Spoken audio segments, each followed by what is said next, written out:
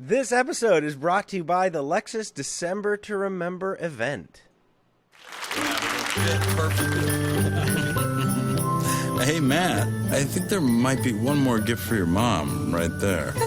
It hasn't been a normal year, so this Christmas, get her something extraordinary during the Lexus December to Remember sales event. Nathan, you didn't.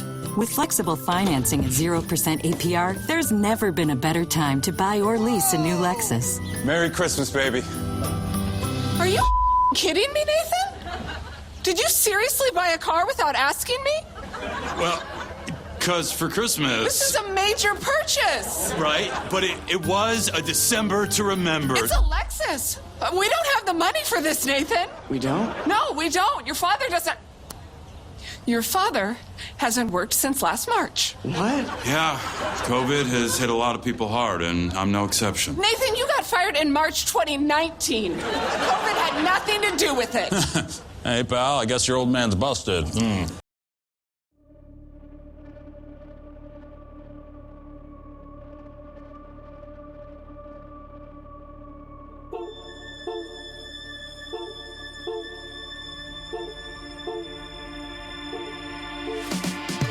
Is this a metal thing? Yes. Little taste.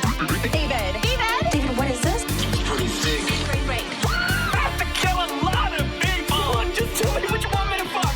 I have big tits and a tiny vagina. Oil me up, Daddy. I can't believe that Bryce prefers big tits. Mistletoe alert. This is backcountry. This guy was a real jerk. How long can Hugo be pregnant? Chomp, chomp, chomp, chomp. Oh, you're such a dick, David. Okay, everybody, put on your corpse-handling gloves. Hoodie Picasso. Horror. Hello, Governor, and welcome Hello. to Horror Top of the morning to you. Top of the Morning. Your panel expert hosts each week are Dr. Bryce Hanson, who holds a PhD in spookology, and Professor David Day. That's me. I'm the foremost expert in scare no-nos, don't you know, no. New theatrical releases, something, older horror movies. Today, Christine from 1983. I'm shifting into my New Jersey accent, and fuck you. We've got a great show for you guys today. As I said, 1983, Christine. And if you guys want to help out the show, check us out, horrormovietalk.com. Links to everything over there. We have patrons who are super cool. And, oh, I just Googled patron. We have patrons who are super cool today. The ones that we totally need to thank are Eric W., a close personal friend of both of ours, and who has been on the show in the past. Also, Shane M. and Taylor W. Thank you very much for supporting the show. We appreciate you. Of course, you know, they're not just giving us free money. They're getting a bunch of great shit. So head on over there to Patreon. Support us. We post new episodes every single Wednesday. We have reliably for going on 5 years now. And so we would appreciate you dropping us one of those nice Apple reviews or Spotify reviews or a Podchaser, whatever you listen to. Just toss us a thing. Call us at 682-253-4468. Hey, you know, Bryce, last Friday we dropped the volume 4 of the Horrors Only podcast. So we've been doing bonus episodes of this podcast where we answer your voicemails and dropping them as bonus episodes strictly for her pleasure. And that's been working out real well. So go ahead and look at for last Friday. We'll start out by giving a brief review on our score for Christine. We score on a scale of 1 to 10. 1 being a miserable dredge where it makes you so angry, and 5 being an average film that's just kind of like and then 10 being so good that it should probably be up there with Goodfellas. Which has good in the name, so that's how good you know. That's how you know it's good. And then smart later, of Scorsese to do that. Yeah, it was. I mean, really, more people should think about I mean, Schindler's List was pretty good, but what if it was a good Schindler's List? What if it was Schindler's Good List?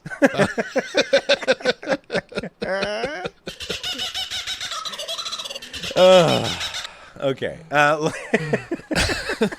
Schindler's Good List. Like Santa Claus.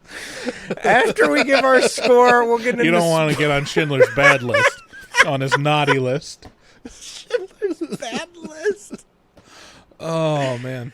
After we give our score, we'll get into spoilers, take a deeper dive into what we liked and hated about the film. Later in this episode, we will be doing taglines. So we watched John Carpenter's Christine, and we're treated to some good old-fashioned car calendar porn things. So, without any further ado, here is the trailer. Sonny, you ever owned a car before? No. I just got my license. Start her up.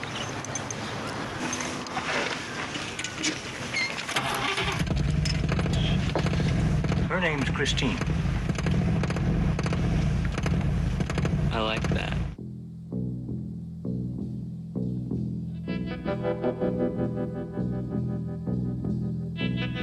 I saw you guys at the football game.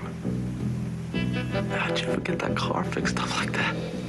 Oh, just plain old-fashioned hard work, huh? Ever since he bought that car, he's been obsessed with it. And you know what else? They told us the man who owned that car last died in it. What do you know about that car? I know that the guy who owned the car before Arnie, his daughter choked to death in Christine. It's that car. I swear it's the car. How's Christine coming? Oh, Cherry. That's funny, you know, because I heard she was totaled. Well, after I cleaned up the broken glass, it wasn't so bad. So what if you fix it up, you know, and he just comes back and does it again? He won't do it again.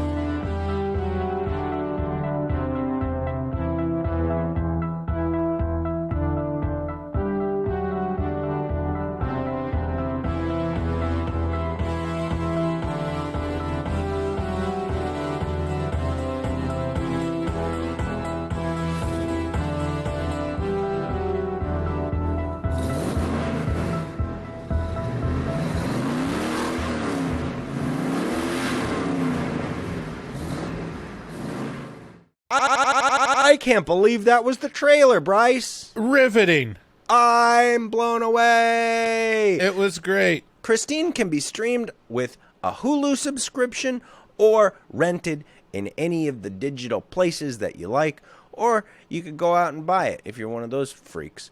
Synopsis for Christine is it's kind of weird, but it's also, thinking back to last week, it's kind of similar. A nerdy young man named Arnie, played by Keith Gordon, finds his soulmate in a 1958 Plymouth Fury.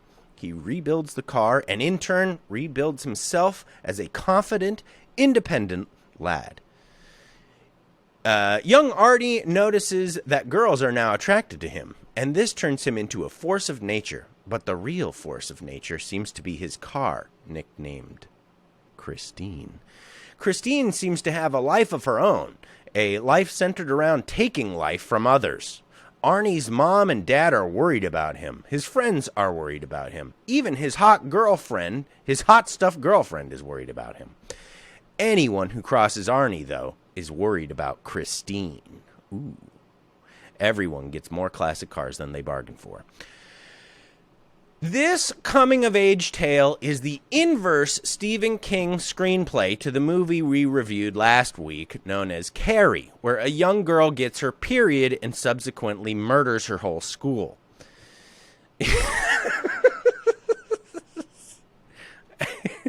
I'm sorry, that's my... Okay, it's going to be one of those days, Bryce. In Christine, we see a nerdy young man get that big dick energy when he finds something to obsess over, which is strangely true to life for males. Best of all, the ending sequence takes place on New Year's Eve. Oh my God! It's a New Year's miracle. Christine isn't the silver screen powerhouse that Carrie is, but it's interesting when viewed back to back with its feminine counterpart. It's slow, sometimes tedious, and a little mellow for a movie directed by the same guy who brought us Halloween and The Thing. That being said, there was no part of Christine where I was upset with it.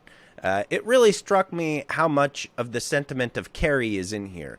Arnie gets bullied relentlessly by bullies at school, and his parents aren't exactly cool either. Even the garage owner bullies Arnie around, kind of. Everyone's kind of bullying Arnie. In the end, Arnie doesn't find the power within himself like Carrie does. He imbues it into his work, which is a weirdly masculine thing that I notice guys doing. Where Carrie finds the magic within herself, Arnie finds it within other things. Arnie needs things and others in a uniquely masculine way. He needs acceptance, he needs a girlfriend, he needs Christine. Carrie doesn't need anyone. She just needs peace. And she has also had it with your shit. But Arnie has too. It's a solid movie about a car that has The Shining. And if that sounds like a good time to you, this is honestly something you will enjoy. This isn't anything mind-blowing. It does feel like a solid classic. You know, it feels like a solid early 80s movie, which it is. John Carpenter's on it. The score's pretty good. It's an interesting movie. And it's not terrible in any stretch of the imagination. So I give this a 6 out of 10. What was your impressions of Christine? Yeah, it's okay. I mean, I don't think it's necessarily a classic. I mean, people mention it, and I think it gets a lot of cred just because it's a Stephen King adaptation, and it's pretty unique. I think the unique thing about it is it's such a dumb premise. It's like a Full Moon Productions premise that's pulled off okay, you know? It's actually a movie, has a budget. But even then, there's like, it's still got some B-movie characteristics where, you know, sudden character changes happen between cuts, you know? It's like one scene, what was it? Like one scene, Christine was still like a shit heap, and like his friend like was checking on the car at night, and then seemingly the next morning it's like pristine, and Arnie is like the consummate greaser. Like, yeah, Steelio Girl. Yeah, Mr. Steelio Girl. He went from an 80s nerd with big thick rimmed glasses with tape around him to never needing glasses again. Right. in 1983. Right. And yeah, I love like he's like, so no glasses, huh? And it's not like this is the 80s. It's like I don't think contacts were really a thing back then. But there was no mention of it. It was like, yeah, I'm just going to be blind now. That was just a choice, you know. Nah, he got it. He got all that grease all over him, you know. He got into that, you know, he got into that elbow deep into that car, and he was like, "Oil me up, daddy." Yeah, oil me up, daddy. That's right. And then Christine was like, "Oil me up, daddy. It's dinner time, and I'm a little soup boy. Champa champa." Right. What was the other? There was another jarring one where Oh man, what was it? Like it was like they had a conversation. Him and his friend had a conversation, and then like it cuts to the next scene, and his friend is like in a bulldozer, just like ready to destroy the car. It's like, okay, I mean, I guess we don't need much hand holding or connective tissue between the main story beats. Yeah, it's like they shot the outline and they didn't actually fill out the script. It is strange. Once you start getting deeper into John Carpenter's filmography, it is wild to see how good he can literally make one of the best movies ever made of all time, like up there with anybody else, any of the very best. And then he can also make this, which is just like, but not only this, like worse than this. Like he runs the gamut. It's right. Very strange, and it's not clear to me why that is. I'm becoming more interested in Carpenter because of how much he fluctuates. Yeah, but it's a fun movie. Like it's pretty goofy fun. I watched the last half of it with Erin last night, and she had a fun time. And a lot of it was like, what's happening? Why is that happening? I'm just like, I don't know. It just is. Yeah, no. It's strangely, so the kid who plays Arnie was a pretty popular 80s actor, Keith Gordon. And this movie kind of carried over some of his energy, because he was in a couple Rodney Dangerfield movies, like Best in Class or whatever the hell it was, the class one where they go to class, yeah, I mean, it felt like just a goofy 80s movie, but it did have a decent budget, and the effects were pretty cool. And some of like, okay, a car that murders people on its face sounds dumb as shit, right? You're just like, this is stupid. But they managed to make, in my opinion, like I was like the bully chase down scenes. I was like, damn, this is fucking cool. Like this is cool. So that was kind of interesting. Didn't it get any points for? Oh yeah, I mean definitely like. John, I mean, that's where sometimes John Carpenter can shine through. There's just like a couple badass moments that just really work with the murder. So, I mean, especially the scene at the gas station where she drives away like in flames. I'm like, that's awesome. Yeah, dude knows cool for sure. And another thing about like this kind of B movie plot is like, the fun part of it is there's not really any rules, It's like, how does Christine kill people? Like, well, And you're like, it just runs over people, right? No, not just that. Oh, so it's like crushes them in her hood? No, it can actually eat them with the interior of the car. And then also it can just mysteriously make you choke on food. Yeah, it can. You know how like your seat can move up, but it can move up too far? Like it can squish you by moving your seat up too far. It's preying on my latent fears of getting into the car after my wife has driven it. Without checking the seat. Oh man. Like step in, you're like, ah! Oh, no. So yeah, so what are you giving it? I give it a 6 too. It's fine. Okay, well, there you go. Yeah, it was nothing. It wasn't anything to write home about, but it was definitely something interesting-ish. Like, I mean, I don't know. The fact that it's both King and Carpenter, that's kind of interesting, right? Let me think here. I can't think of anything else that they paired up on, because like Creepshow was like a Creepshow was, what do you call it? Anthology movies for King's short stories. Whereas Body Bags was an anthology for Carpenter's short stories. And they were almost like, Body Bags was almost in response to Creepshow. I mean, it was definitely in response to Creepshow. And I mean, there's no doubt that Creepshow is the better of the two. But there's one or two of the stories in Body Bags that's pretty good. But yeah, I can't think of anything else that they teamed up on. I'm sure I'm wrong. Everybody come at me.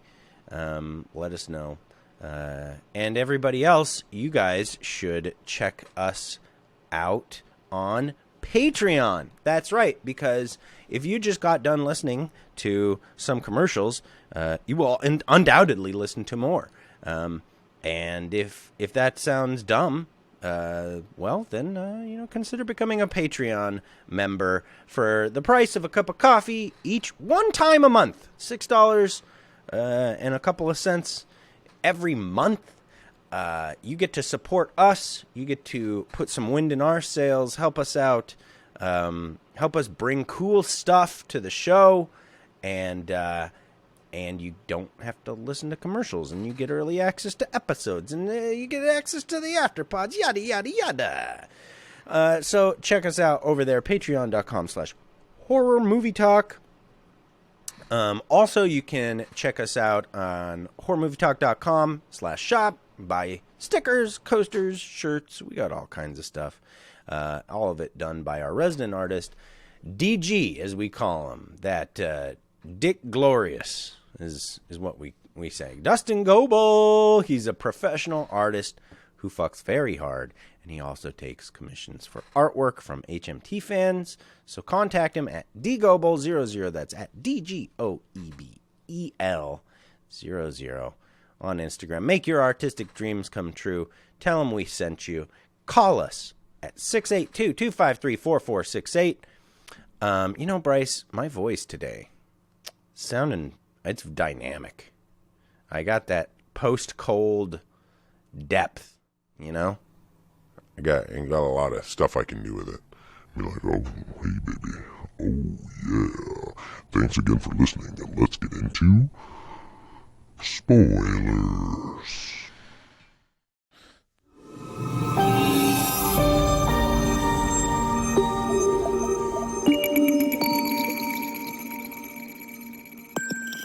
Spoilers. No one ever accused us of being good or, anything, really. Well, they've accused us of certain things. So we start out, Christine, with one of my very favorite tracks of all time. We got George Thorogood coming through with Bad to the Bone, baby. And they end it that way, too. There's kind of this theme throughout the movie where Christine... There's a couple interesting things here. So, number one, when you think of a classic car, what do you think of? You, Bryce. I mean, the go-to is probably like a 60s Mustang. Okay, so for me, it is literally this car. It is the Plymouth Fury, like from the late 50s. I think gussied up 50s cars turned into hot rods. That's what I think of. I mean, they are great. I mean, it's no denying that's a pretty sick car. No, it's definite. Yeah, it's just strange to me because this is 1983, and the year in this movie is 1979, I think, or something like that, and they also think of the Plymouth Fury as being like the ultimate classic car. Yeah, I mean, like, what would... Yeah, it'd be like if right now what the kids thought was like the sick classic car would be like a Mitsubishi Eclipse. Yeah. Exactly. Or an Eagle Talon. I mean, you're not far off. Like Honda Civics, 90s Honda Civics. That's true. Yeah, I guess like it's more of the racers than hot rods. Whoa, hey, Bryce. Was that racist? Yes.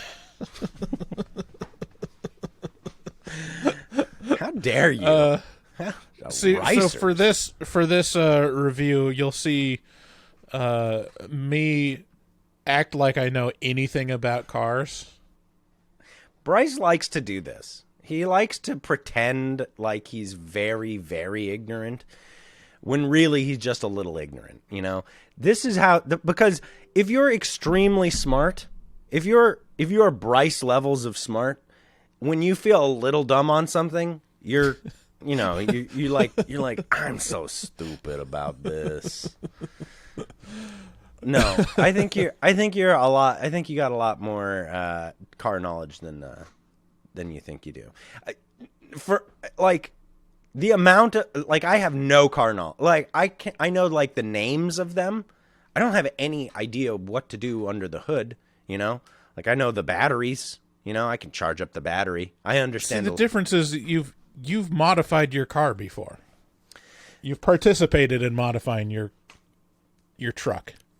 But and that's but it's all like bolt turning stuff. It's not. Yeah, it's not I mean, like even engine for me, stuff. If it like comes to turning a changing the headlights for me is like, do I really want to do that? Well, do you want to? Yeah, sure, that makes sense. But you can do it. Yeah, I have done it, but like once it involves like removing the battery to get to the light, I'm like, I'll just go to the oil change place and make them do it. Well, yeah, but you're literally just talking about desire to do something. You could do all. Well, of yeah, it. I'm saying my desire is so low that I just shut my brain off if like there's anything wrong with the car. I have zero interest in learning what's wrong with it or how to fix it, or like the concept of buying an old car and fixing it up. Like, I like the idea of having an old car that's fixed up, but like putting any effort into it whatsoever is like, nah, I just want to go and buy a car and have it work. What did you think about my analogy between Carrie and Christine? Yeah. Did you feel any of that coming while watching the movie, I should say?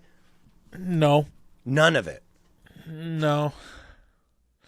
Because it's like, I mean, Carrie is very much a coming-of-age movie, and this is not, I wouldn't term this as a coming of age. Like, Arnie doesn't come of age. He comes of being an asshole. Like, dude, it's like a transition. You're describing coming of age for dudes.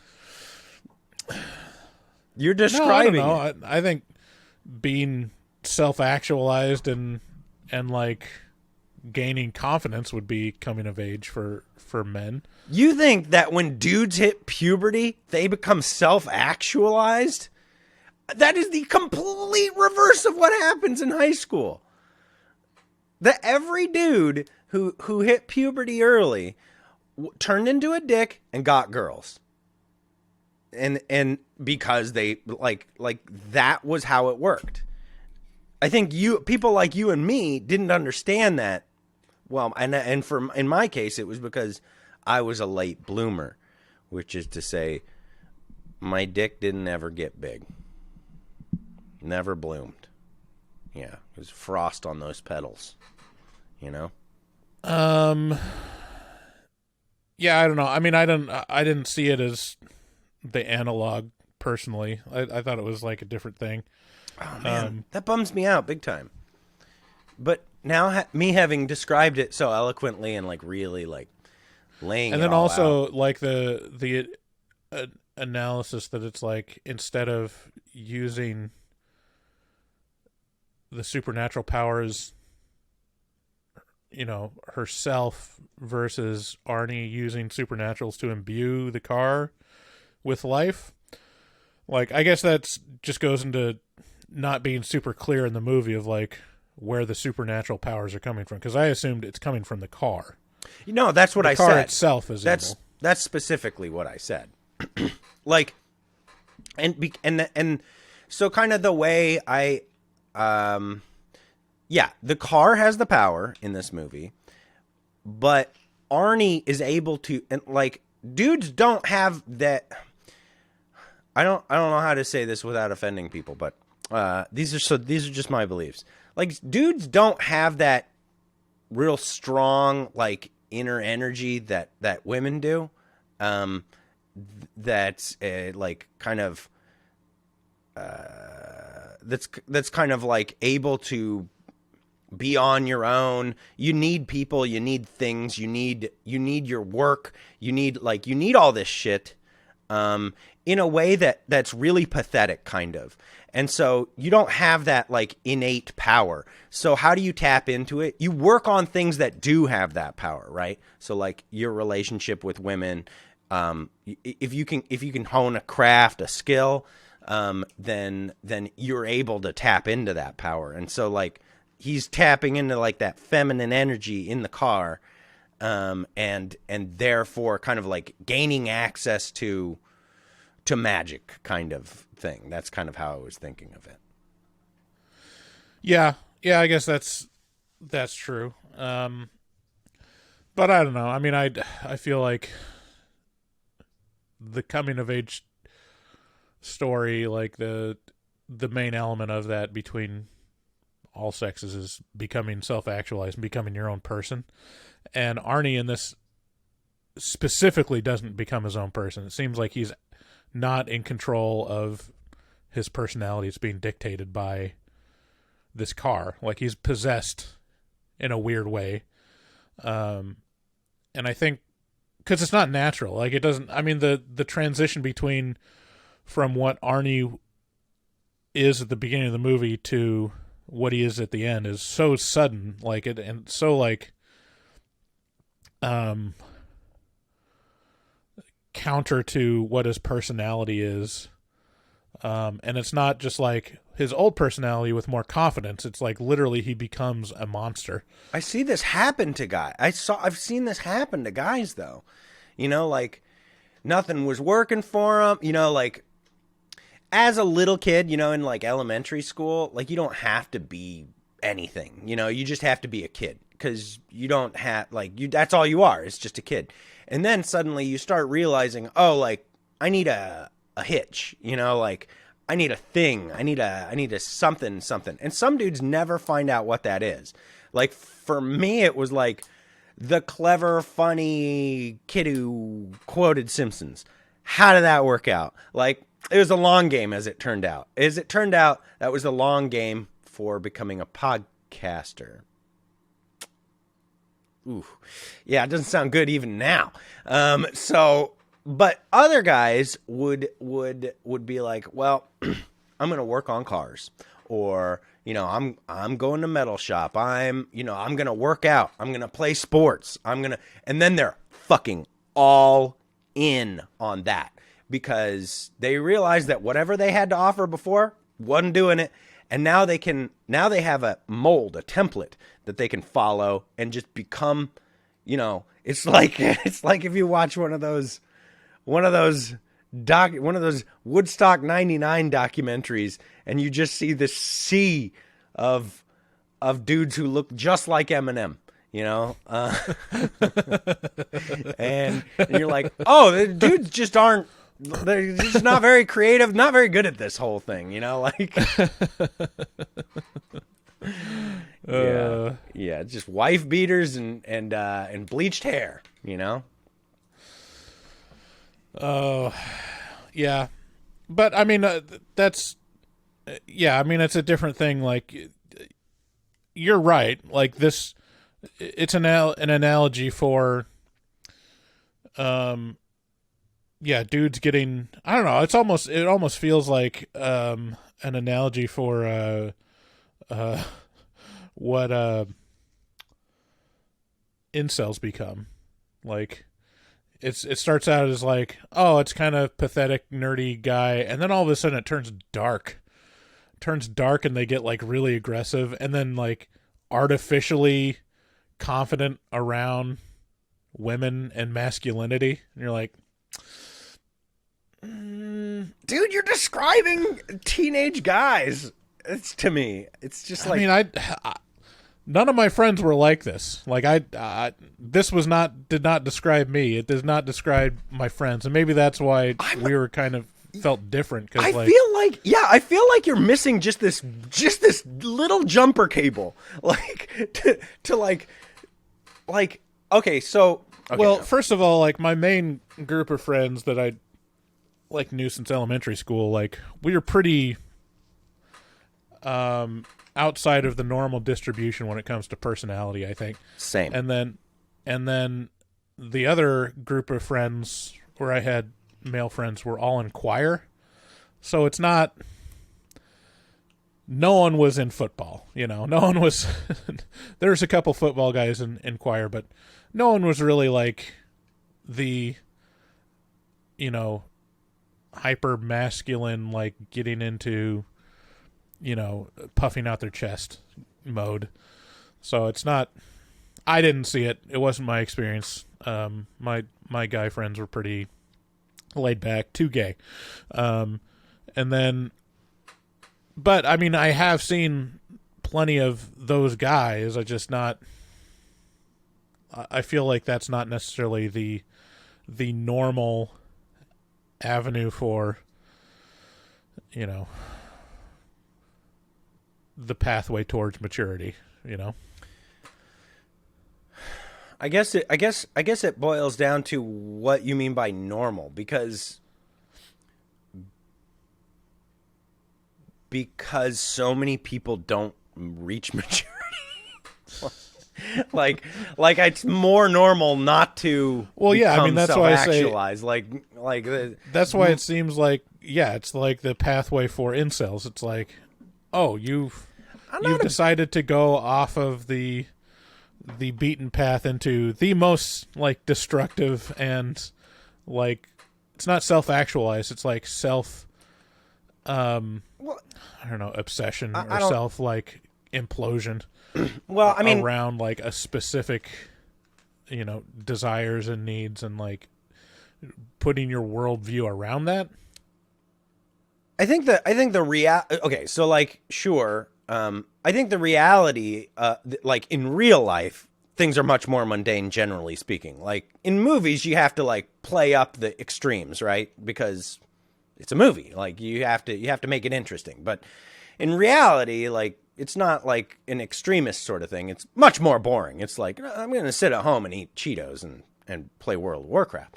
But and have some opinions that are not great, but or great, either way. And that is the road to either like becoming self-actualized or not. Like, but and I got to say, just a side note, just a tangent. This thing where we label people, where we're like, that's an incel. It's probably not a good thing. Just gonna throw that out there. They label themselves. I mean, it's not like right. And how's that working out? Is that going good? Are we gonna? I mean, I'm not labeling them. They're self-labeled, and they like have their own subreddits. It's not an attack on you. This is just like a PSA. This is just me being like, hey, when you make people other, then they become more other. That's all I'm saying. Sure. Yeah, I can get on board with that. Yeah.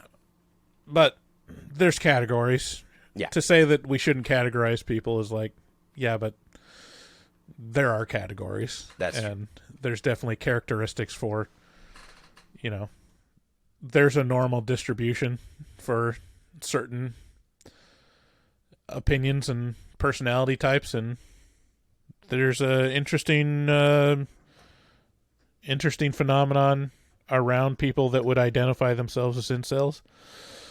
And I would say, like, if you look at Arnie in this movie and you put him up against, like, okay, let's just in your mind's eye conjure up like an average normal like whatever that means, teenage guy, going through his period of late high school and figuring out who he is going to be as an adult versus someone that would self-identify as an incel and go through the changes between like being a little bitter and panicking too, like being the alpha incel that would like lead internet discussions or have like a podcast. Who would Arnie be more like? And I'd say the latter. Fair point. I like to say the honest. So it's kind of interesting that this dumb fucking movie is able to spawn this level of, but as it turns out, if you just touch on something like men, and then Bryce and David are like, I know something about this. I'm not totally stupid about this. And we're like, the thing about incels is, and then it goes on. And the real take home for the audience is just run, boy! Run! Run for your life! Boy! Yeah, I think actually if we want to analyze it around anything, the best way to analyze it is this movie is just full of Stephen King character cliches. Yeah. Like, I've seen every one of these characters in other Stephen King stories. Like, the bullies are straight from It. Straight. Like, and Carrie, to be fair. And Carrie. The main character is straight from The Stand.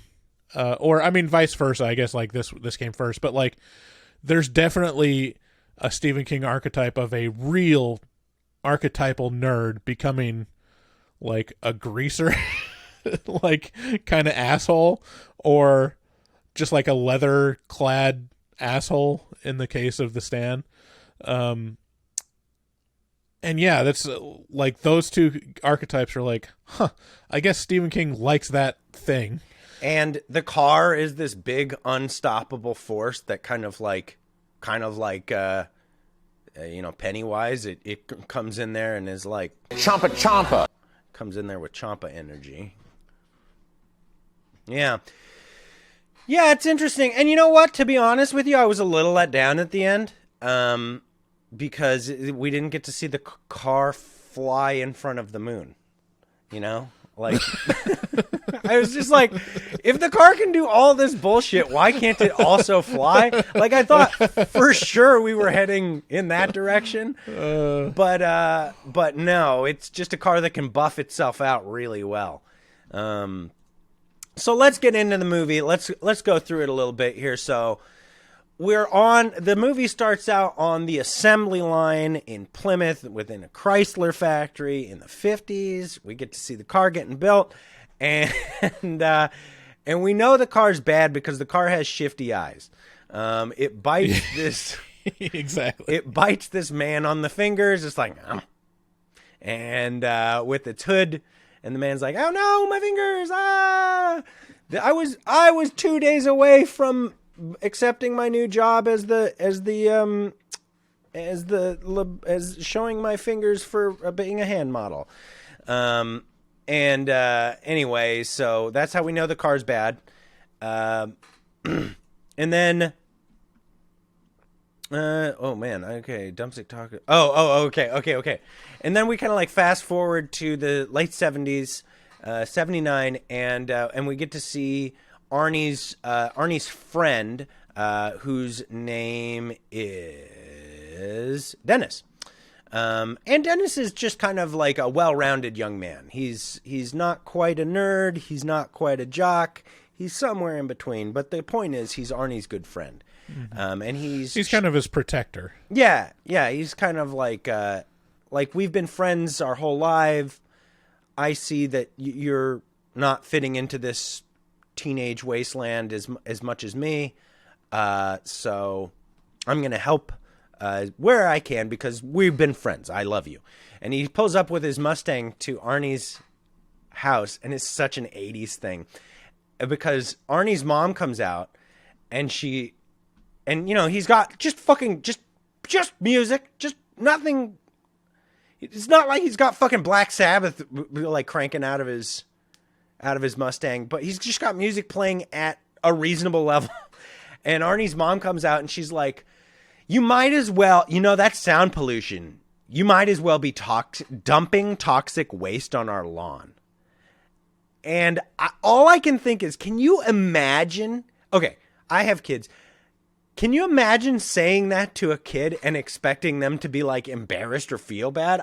If I said that to a kid, I'd be like, you're setting them up to look cool?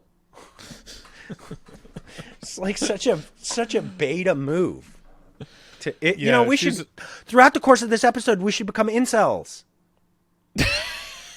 It won't be that hard to do. Mission accomplished. And we're there. Been married for 15 years. Of course, I'm involuntarily celibate. Marriage jokes. Ha! High five. That was horrible. Yeah.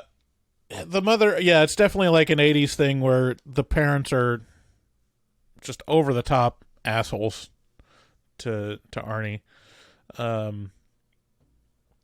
To where it's like, no, he can't make any decisions himself. And so like that kind of sets it up as like, for the 2 minutes where you see Arnie between being the victim and being a complete asshole for the rest of the movie. There's like 2 minutes where he's like, oh, it seems like he's getting a little more confidence in himself. Like, for those 2 minutes, you're cheering for him. You're like, oh, good for him.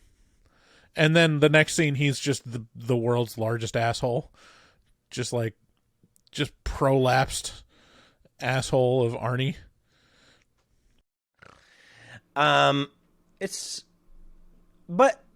Anyway, so there's another super Stephen King-y thing throughout this, and that is the teenager to teenager banter, hypersexualizing kids, which is not, I mean, in this case, high school kids, this kind of thing happens a lot, but these fellas are constantly just got their tongues wagging out for all these hot girls and saying things like, I want to have deep, meaningful sex with her. And it's like, I just remember high school so much. No, that's very accurate. Yeah, very accurate. No matter like what male group you're in, you were talking this way about girls. Definitely. Yeah, I mean, it never really stopped, really. Yeah. Then refer to our past podcast episodes for confirmation. Then we get to see the most like everything else about this movie is just completely. I mean, this is the super stereotypical movie. It has a super stereotypical bullies. Oh my God, they're pushing the stereotypes so hard. Like, we have a full-grown 35-year-old adult male, in a wife beater with a fucking switchblade, beating up kids in front of his teacher, as the bully, with just unbridled hatred for anything good. Like, if somebody gets laid out on the football field and there's a chance that they could be injured for life, you can hear him and see him whooping and hollering in the background. Yeah! Jock got fucking paraplegic. Woo! And it's like, oh, like the grossest, nastiest bullies you can possibly imagine, who literally just want your life. They just want you dead. Like, they just really, they would kill you if they thought they could get away with it. And then again, the carry through line here, the teacher puts his hands on a student, one of these bullies, and is like, he's like, bah, bah, bah, fuck you, and I'm like, oh, so is it a Stephen King thing? It's a generational thing. Like, teachers used to kick kids' asses, I think, a little more. Like that was, you would not get sued for touching a child back in the 70s. Explains a lot, doesn't it? Like, now teachers aren't like, if a kid is like fighting another kid, it's like, I think even then, like, teachers will question, like, should I be grabbing him and pulling him off, or else am I going to get in trouble for that? Dude, it had swung too far in the other direction at this point. Like, so it's fucking crazy as shit. If somebody walks up to you, if you're a student in school and somebody walks up to you and clocks you in the face and you just lie there and like go, my face, you get fucking suspended. Yeah, the whole zero tolerance thing is the most R-worded, fart, edit that out, is the most retarded, like, phenomenon ever. Like, and everyone can agree with it, that it's the stupidest thing ever, and it's, like, going to, and has produced just a generation that can't handle reality on reality's terms. It's so insane to think that, number one, you can't fight back, but not even just not be able to fight back. You can't have an act of violence done against you without you also being in trouble. That's so obviously absurd, right? That's one of the few cool things about living in Washington State. Aside from the immense natural beauty and just it being a pretty cool place, it's also a right to fight state. If you and somebody else on the street are like, you wanna fucking go, bro? Then you have a verbal agreement at that point to just almost murder each other in the street. and that is okay. Like, if you're both like, we're gonna fight now, we're throwing down, that's totally okay in Washington State, and the police will not interject unless, I don't know, there's probably some thing about that. Anywho, yeah, so maybe we need, okay, there's got to be some middle ground in between teachers molesting kids and kids being able to, get hit in the face and not get in trouble, right? There has to be some middle ground there, is all I'm saying. So we move on. What's his face is driving Arnie home. Dennis is driving Arnie home from school in his super cool Mustang, by the way, one day. And Arnie sees Christine all fucking beat up. He sees this 1957, 58, 59. It's there's a lot of different years of car there. That this is actually an amalgamation of a car, according to some of the stuff that I read. Of a couple different models, a couple different years, but he sees this car in a creepy old man's yard, and he becomes enamored with it immediately. And he walks over to it, and he just needs to buy it, and so he does. But everybody is so fucking upset at him for having bought this car. Another very strange move.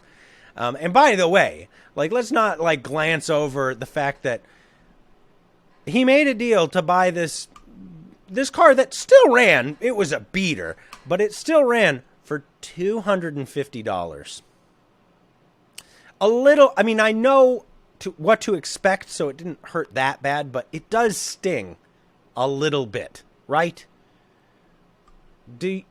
Actually, you have some recent experience with this. Do you want to tell your car sales story? Your recent... Oh, yeah. I mean, we had our just saying, I got to calculate the inflation from... What year was this supposedly? 1979?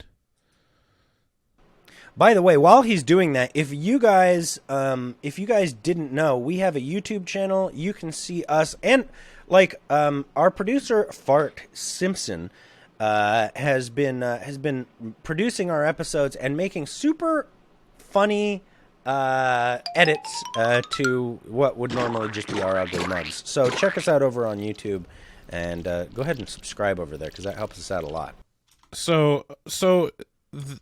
Adjusted for inflation, $250.79 this year would be about $1,100.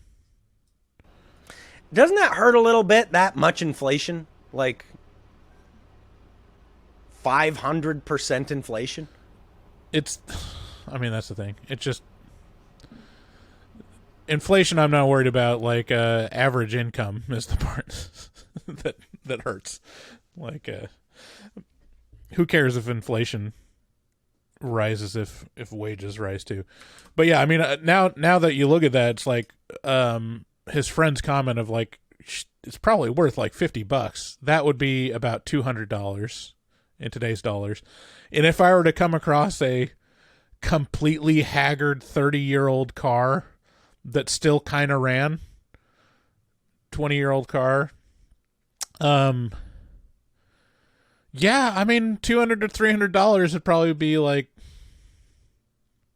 what I would haggle for, you know. Funnily enough, good segue into your story. So yeah, so we've had a couple cars like just sitting in our driveway for a couple of years now. Like I literally just stopped driving the one car that what was it? So we had a sedan that was sitting in the driveway, and I had kind of stopped driving that, like, because one of the tires air got low, and we had another van, and so I just kind of like transitioned to that one, and just thinking that I was going to eventually just, you know, fix the tire or whatever and get it. But by the time I was going to do that, the battery had died, and it was like, now this is a thing.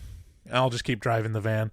And then COVID happened, and I just stopped driving completely, and then the van battery died as well. So now we're using one van because I just never drive anywhere, so it doesn't even matter.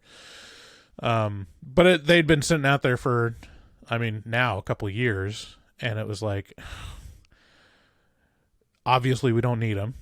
I don't want to go through the effort of spending money to, you know, fix them up to running condition. I mean, it'd probably be whatever I put into it to make sure that they're like up to snuff running would probably not equal. I mean, it would probably almost equal how much I could sell them for. But you were approached by a hungry young Jippo. They don't like being called that, but yes, he came, and there was a guy that was pretty adamant about buying the cars, and at this point, I was already considering just donating them to one of these, like, donate your junkers, you know, we'll come tow it away for free, and you'll get a voucher for charity or whatever. And I was like at that point where it was like, it's just a sunk cost at this point. And he came and like didn't make an offer, but I think I said like, I think each of them, if you're like to run the Kelly Blue Book at like the fair, which is like the lowest quality you can run it at, it was like both of them are probably valued supposedly around $1,100. And I was like, so I said, like, you can have both of them for $1,100, you know. And he was like, what if, and he was going into the whole sales thing where he's like, well, you know, you just want them off your hands, and like, you know, just, it's been all this stuff. And and the true thing was, I was going to accept whatever he said as a counter. Because it was like, and so he was like, I'll take him for $600. I was like, sold. I didn't even counter the counter because I was like, I would give them to you for $50, but I don't want him to know that. So sold him for $600. Like, I think they had to, I'm not real sure, but they might have had to tow him away. We found out like that the van had its catalytic converter stolen off of it. We didn't even know. So that was all after it was sold. Like, I had the money And you didn't even know that the catalytic converter was stolen out of a car that was sitting in your drive right on the street. Right. Oh, that's funny. This guy's like, what the fuck? You're like, right. So, I mean, I felt good about the entire thing. Like, I don't know. Oh man. Because the sedan definitely needed new tires. And you like both of them needed a new battery. And, that's at minimum. Both of them had mice living in them for sure. 100%. Like, I mean, that's just what happens to cars when you leave them sitting. That they go, oh, a dry place that's out of the elements, and then they just live in them. Right. So, anyways, it's his problem. It was a great feeling, just like realizing, like, oh yeah, this. And they like sat in the driveway for probably about 2 weeks after he bought him to get him to figure out how to take him. And I was like, well, this is a weird position where it's like, are you gonna take your cars off of my driveway that have been sitting there for 2 years? Like, can I really be uppity about it? I'm like, who cares? Like, I love this story because it's like quintessential Bryce, which is like, I'm not going to do anything about this unless something happens. And then something comes along and happens, and he's like, I'm not going to let him know how low he can go. I just like see where he goes. Let's start the bidding at $1,100, $600 sold. And it all works out, you know. It's like right. It's all positive, a positive flow towards you anyway. So great, you get the cars removed that you would have had to do things with. Like if you had done a day ahead of this guy showing up, and you'd have like gotten a truck yeah, it's just a lot. Anyway, cars are a big hassle. And Arnie is willing to take on that burden, which is what young men, I think, need. They need a direction. They need something to focus on, to obsess over, and it usually goes pretty good when that happens. When a young man has something to focus on and obsess over, as long as it's like a car, that we're good.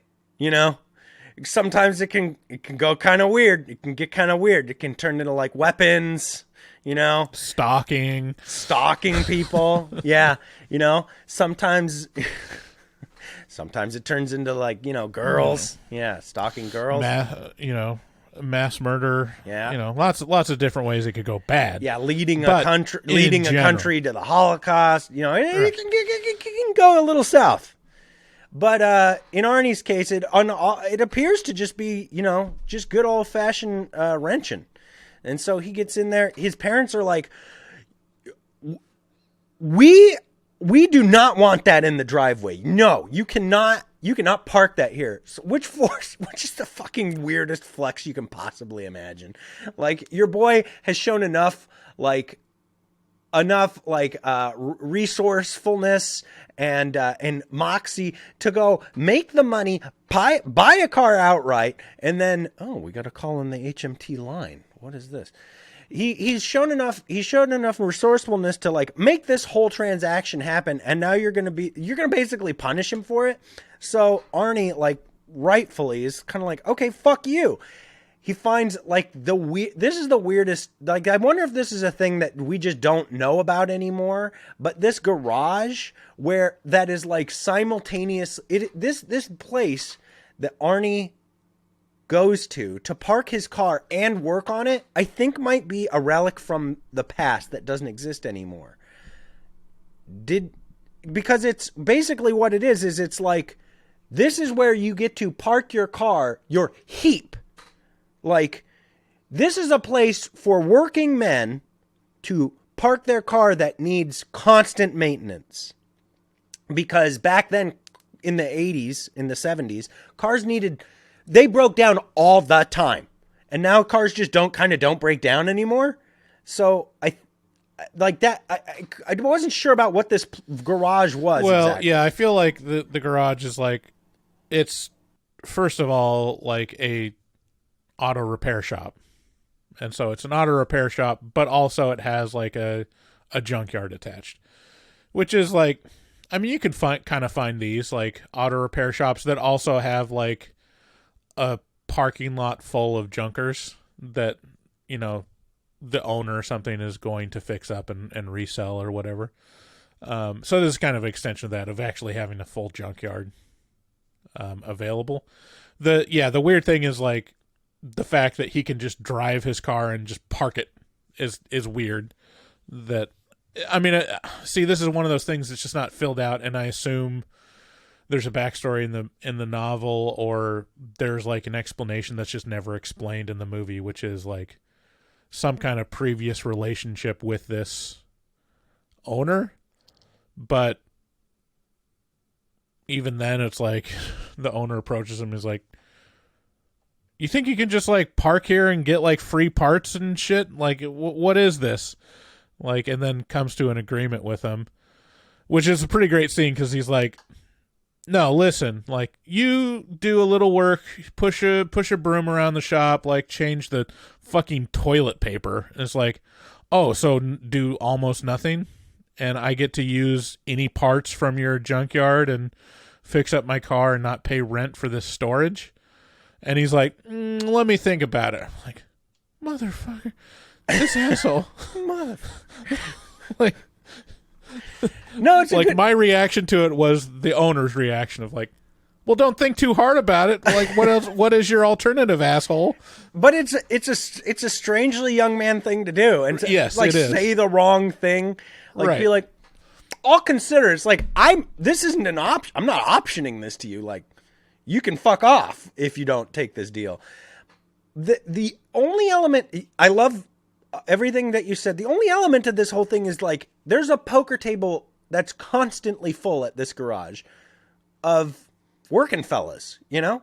Like, that's the element of this where I'm like, what is this place? What is this place? You know, like, and it's a vast garage, like a big. Yeah, it's a warehouse. Like, I've never seen a car repair place that looked like a literal warehouse, like an industrial warehouse. Parking stations filled with toolboxes, you know? And I'm like, I love this place. Like, I want to be a part of this place. I could learn things at this place. These guys know stuff. And they call you shithead and like grease monkey. And then they'd spit on you. And maybe sometimes they'd you know, take you out back, you know, and have their way with you, which would be great. So the, yeah, so then we have Arnie fixing up the car, and the car transforms into a beautiful, yeah, there's no like, here, let me give John Carpenter a little bit of a pointer here. Like, John Carpenter from the early 80s, let me teach you about filmmaking. There's a thing called montages that can really connect between like one timeline in the story to another, and these would have been really helpful, like showing a montage of the car being fixed, or at least like showing that it fixed itself somehow, because it goes from being just a wreck to showing up just completely cherry, you know, to a distracting degree. And Arnie goes from being still kind of a loser that's gaining confidence to Mr. Steal Your Girl instantly. Like, literally, he steals his friend's like girl that he's trying to go after. And it's to a distracting degree to the characters within the movie. Yeah, everybody's like, shocked. Everybody's like, what the shit? Yeah, it's a real neck snapper. Everybody is like, what are the... You know what happened? The missing scene, I bet there's a deleted scene where Arnie invents a transmogrifier like Steve Urkel did in Family Matters. And he walks in Steven and then walks out Stefan. Like, that's what happened with Arnie. Like Arnie walks in Arnie and he walks out Arnold. But they just cut out that scene. It seemed, people weren't ready for it. Dude, that would explain a lot about the movie that I watched. I mean, maybe this wasn't the theatrical release. Maybe they just got cut down. Maybe we watched the commercial edited version. Yeah, and so Arnie shows up at a football game. Yeah, just as the Fonz, basically. He just turns from a geek to a literal greaser. Like, yeah, literally, he walked out off the set of Grease. and he's got the hot new girl as his girlfriend, and they're necking around at the football game. By the way, at the football game, his buddy Dennis, the cool kid, gets killed. Basically, yeah, like bodied. He gets fucking turned into a paraplegic. Like it is not good. Like it's kind of the scenes between Arnie and his friend, as his friend is in the hospital, are just like the other part of it is just like so confused, and you're like, what are you doing with this character? It's just like Arnie is instantly an asshole. It's like, so can't use your legs, huh? Anyways, I gotta go work. I gotta go wrench on my car, buddy. He's like, I brought you a 6-pack of beer to drink, fellow high school student in hospital bed, and we will crack them right here, right now, in front of these adults. And his friends like, yeah, I mean, that's really nice. I can't actually have use of my arms right now. Crack open the beer, pussy. I'll pour it on top of you. There, you like that? Gotta go. My hot girlfriend's waiting in my fucking awesome car. You know that girl that rejected you? Yeah, I'm fucking her now. Okay, see you, buddy. Bye. See you, bye. Yeah, it's like, wait. Anyway. Hope you enjoy your limericks. I got you this fucking book from the library. You like that place, right? Geek. And then he hits a jukebox and it starts playing George Thorogood. Yeah. And at this point, we also get to see Christine starting to fulfill her need for blood. She needs to oil me up, Daddy, with people's blood. And this is actually kind of on its face, it sounds so stupid. A car that kills people, right? You're like, that's dumb. That just on its face, that's dumb. As it turns out, that's the fucking super coolest part of this movie. Strangely enough, is this car hunting people down, doing massive damage to itself, and then like reversing the footage to like undo the dents. Like this footage of Christine being like, I'm gonna fucking murder you with my car hood. And then I'm gonna crash through things and we're gonna bonk you. And then watching like her buff herself out, so satisfying. You could make an hour-long movie of just Christine like undoing the damage to herself, and I'd be like, this is a good movie. It's a good example of like, yeah, you can tell it's evil because it's got squinty eyes. Very, very like cinematic of like imbuing meaning on a inanimate object. Yeah. Yeah. Just from camera angles and sound and music and stuff. It's really effective. Like this actually, man, I might need to follow this one up next week with Rubber, because like Rubber is another one of these where it's playing on this idea of like Christine is making an inanimate object like have personality and ill intent and all this stuff, and it's all anthropomorphizing. Yeah, through this like unique, cinematic storytelling style. And Rubber is like the meta-analysis of that, where it's just a tire and it has has like the kind of the Greek chorus audience commentating on it throughout the whole thing. And so it's fun from that aspect, and yeah, it is probably the best part of the movie is the car as the character of killing people. And it doesn't really have any rhyme or reason. Like, does it have control over whether the girlfriend chokes on a bite of burger? Like, I don't know, it seems like it does somehow. Yeah. It's like, hey, you're gonna choke now, and she's like, oh. Yeah, it's a little Darth Vader-y. Yeah.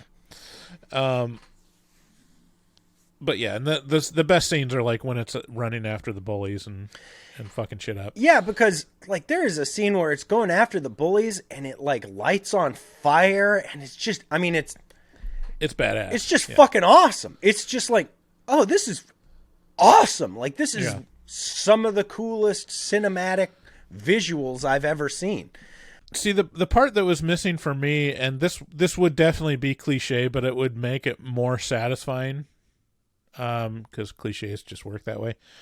I was assuming it was going to be Arnie, like, obsesses over the car, gets wrapped up in it, doesn't realize, like, what's going on with the car, of, like, he just not realizing that it's killing other people, but then, you know what it is? Like, it would be the cliche of Little Shop of Horrors, where it's like you're nurturing it, like it got out of hand, and then the ending is realizing that, like, oh no, now it needs to kill things that I love, you know, kill my friend and my girlfriend or my family, and that doesn't really happen, or when it happens, Arnie's 100% on board with it.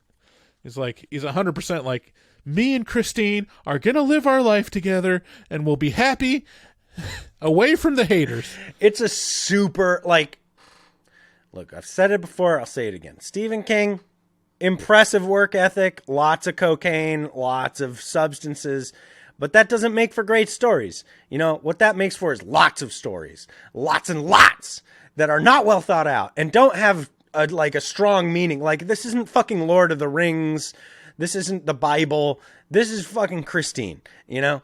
And if this, you know, it's just gonna result in some weird bullshit that doesn't make a lot of sense. It's cool to look at, kind of, but there are some, like, Arnie's character.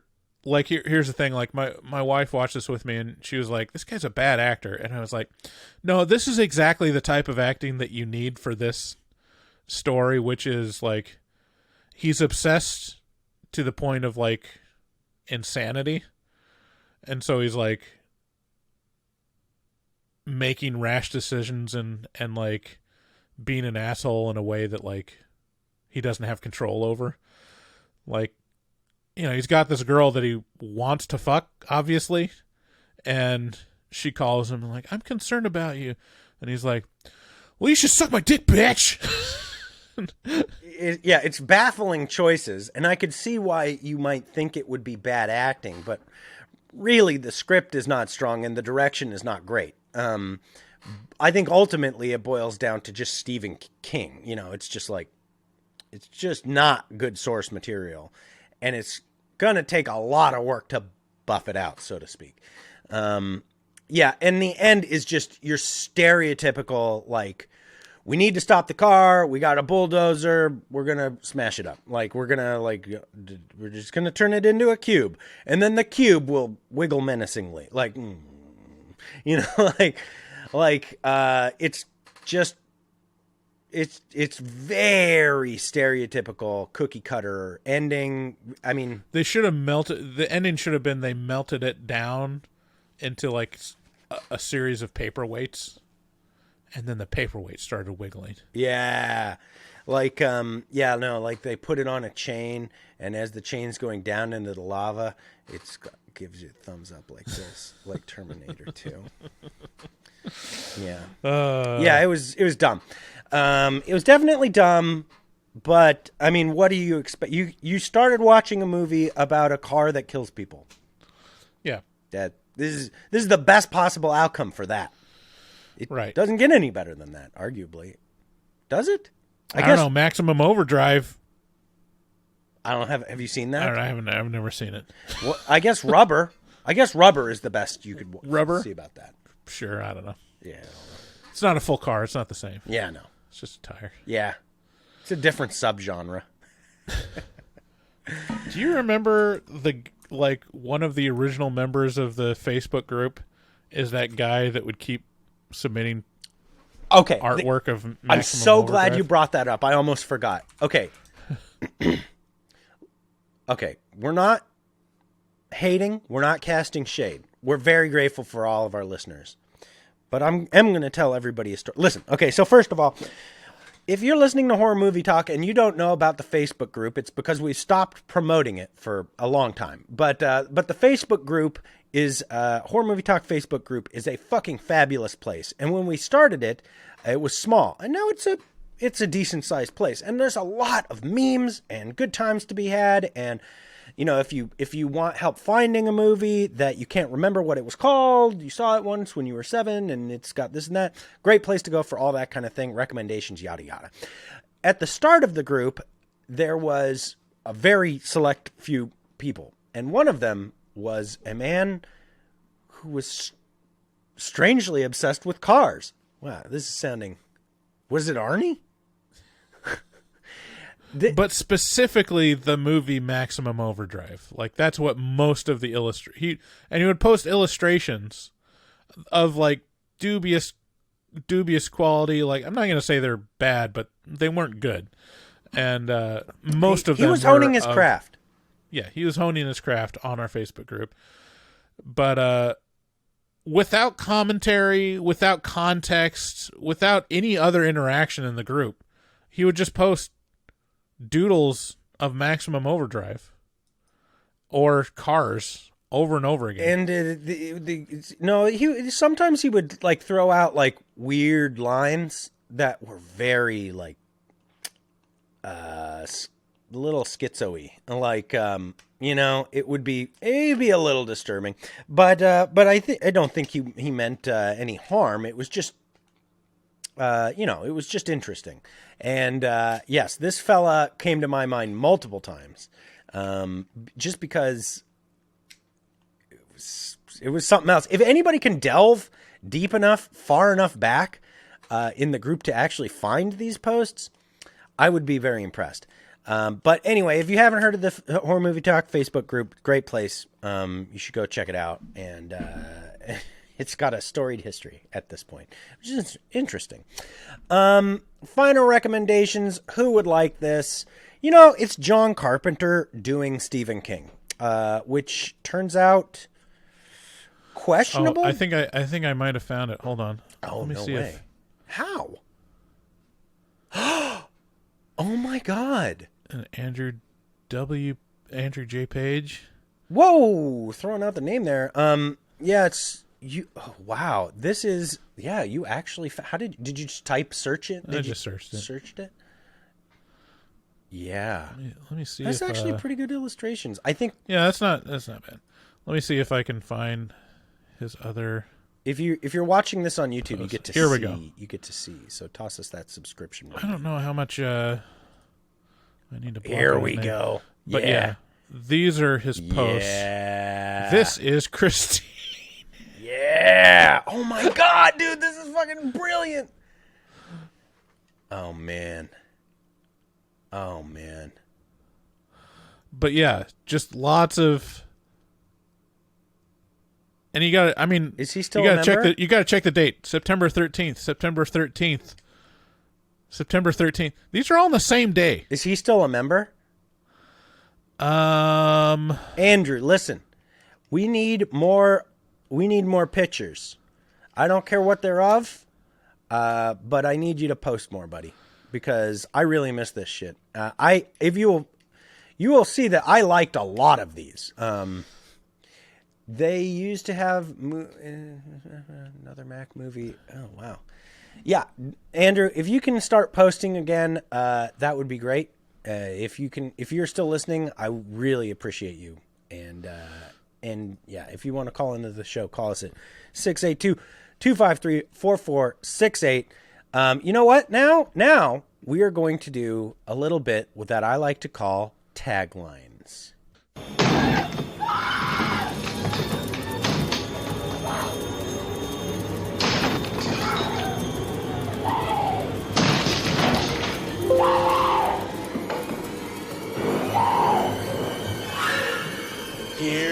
Taglines.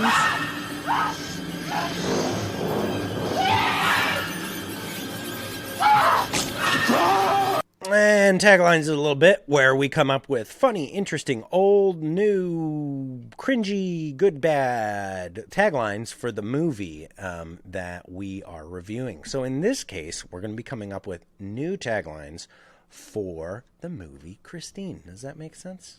I think that makes sense. It makes sense. This movie had 11 taglines written for it. Do you realize that? I did not realize 11. And we will go into those afterwards.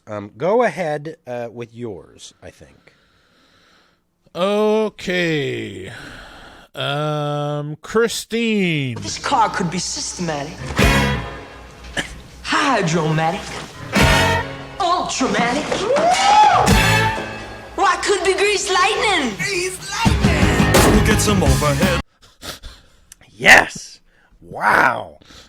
Bryce killing it. That's from Greece. Christine, you've heard of the Plymouth Prowler? Well, this is the Plymouth Growler. That was horrible. Oh my god. It's actually Plymouth Fury. Remember how big of a deal the Plymouth Prowler was? Yeah. That was okay. Like, my dad almost bought a Plymouth Prowler. I'm not lying. Like he was pretty close to it, and probably the only thing that kept him from it was the practicality. My jaw. Okay, so for those of you who don't know, Bryce's dad was deceptively rich and powerful. Like, there's not really a way for me to describe how rich you'd have to be to buy a Plymouth Prowler, but very few of them exist. Very few. I mean, it wasn't crazy expensive. Like, it wasn't, like, insane. Most of it was, like, who would want one? Because it's such a specific car. You know, what's funny to me is, like, the idea behind Plymouth Prowler, I think everyone was behind of, like, hey, yeah, let's bring back some old 50s styling and, like, actually bring in interesting-looking cars. And they did Plymouth Prowler, and then they went directly to the Plymouth. What's the other one? Plymouth Growler. Growler. I'm thinking of, David. Yeah. No, they went to that sad one. What's it called? Shit. Yeah, it's gonna. This is where. Yeah. This is where my knowledge. Goofy Plymouth car. Let's see here. Goofy. Oh yeah.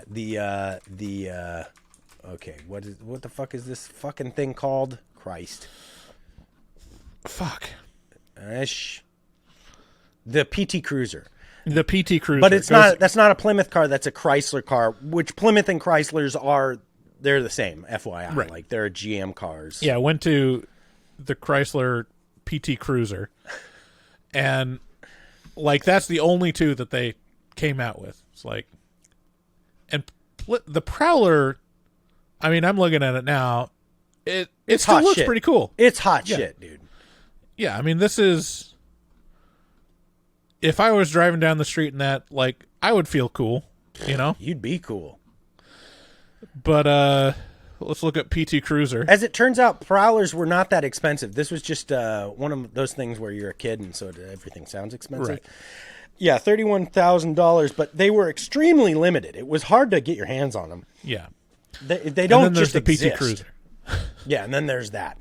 One of my favorite Reddit threads is, you can find it by Googling it. It's like, owners of the PT Cruiser, what was the unfortunate circumstances that led to you owning a PT Cruiser? And the responses are all unfortunate. Like, it's like, my grandma died and I was 16 years old, and then my grandpa died, and then I inherited a PT Cruiser. And that, like, every story is just that. Yeah. They're all very funny. Yeah, so I think, like, my dad drove it. He really liked driving it. But there was I think the practicality of not having a big enough trunk to do anything. Like, they sold a trailer for the Plymouth Prowler to even really have a trunk. And then the other part was like, I think something about the visibility on it was kind of weird, but like I was kind of shocked. I was like, wow, you came really close to buying it. So here's like the through line on the Plymouth Prowler. This is like if a boomer's wet dream could be summarized in a car, that's the Plymouth Prowler. You know, like it's just the fawns in car form. So there it is. Okay, yeah, that's the Plymouth Prowler. Here we go. Taglines. Yeah, is it my turn now? Yeah. Christine. I haven't seen someone this obsessed about a Christine since the Phantom of the Opera. Christine slaps roof of car. This baby can fit so much murder inside it.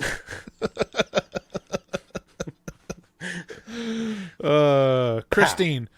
Dude, where's my car? Oh, it's murdering people. Dude, where's my car? I went to see that movie in theaters as a teenager, obviously, and I felt cheated then.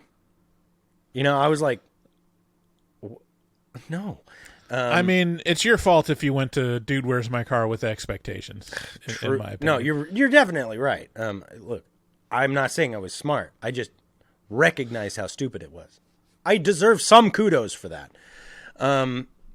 Carrie 2 should have been about her getting her learner's permit and finding this car.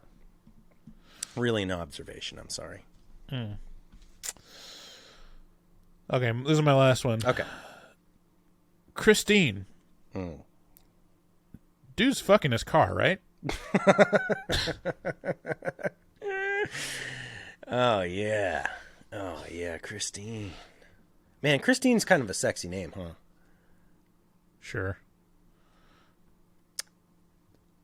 Oh, yeah, you can talk. I mean, every female name is sexy if it's attached to a sexy lady. Okay, Bryce. Okay, Christine.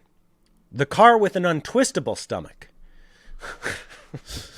And then finally, Christine, the Michael of cars. There you have it, Christine. This has been a review of a horror movie with horror movie talk, and we love you very much. Love you long time. We come out with new reviews every single Wednesday. Make sure to like us, subscribe to us, ring that bell, ding ding ding ding ding ding ding ding ding.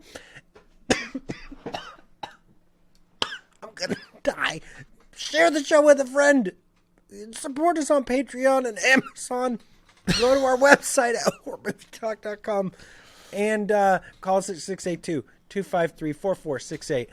You guys, stay classy. We love you very, very, very, very much. I don't have the outro, so I'm going to be relying on you to do that, listener. Just think about it in your head and have a good day. We love you. Bye-bye. Bye. Good day, sir. Good day, sir. You lose. You get nothing. Is that a raincoat? Yes, it is. So to take a stroll through the scraggly woods. He had no face. Horror.